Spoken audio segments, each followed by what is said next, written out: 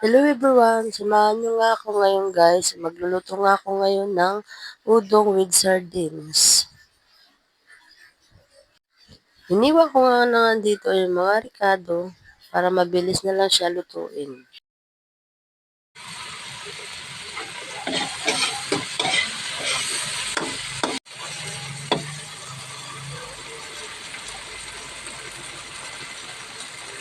Mutan ko nga dito guys ang paggisa ko ng sibuyas at bawang. Kasi nakita ko na lang, hindi pala nakaplay yung video ko. Eh.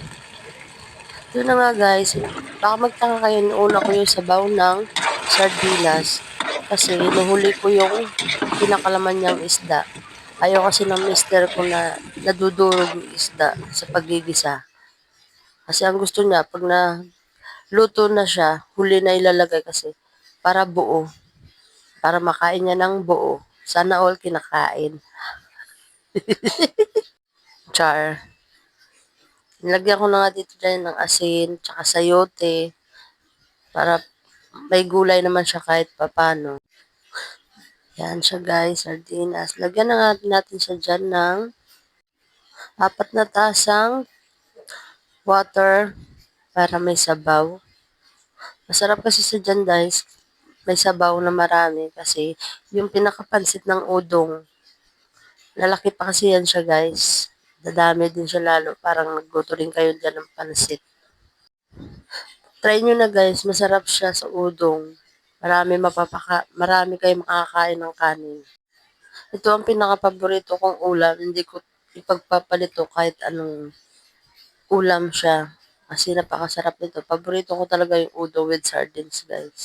Pagpasensyahan nyo na nga minsan kung madilim yung background ko. Ay, punta naman tayo dito. Nagiwa ko ng pepino, kamatis, sibuyas. Lagyan ko siya paminta, kalamansi, at itlog maalat, guys. Masarap siya naging ensalada yung itlog maalat. Try nyo. At lagyan nyo rin siya guys ng kunting suka para lalong sumarap. Paparami din ang kain nyo ng kanin dyan guys. Isa nga lang dyan guys, nilagay ko na itlog maalat. Kasi yung mga anak kong maliliit din naman sila nakain yan. Yung ilan na kami lang ni Mister.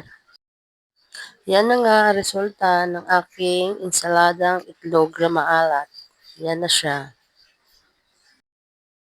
Balik tayo dito guys sa niluluto kong udong na may sardinas. Ayan na siya guys. Yan, di ba?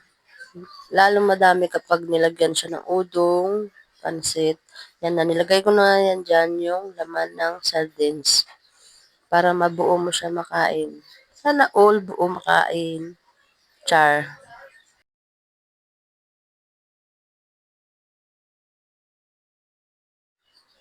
Yan na nga guys. Yan na yung resulta ng aking udong with sardines. Try niya rin guys. Yan, samahan nyo nga kami guys kumain ngayon. Yan, samahan nyo ako, sabay-sabay tayong kumain. Ayan na siya guys.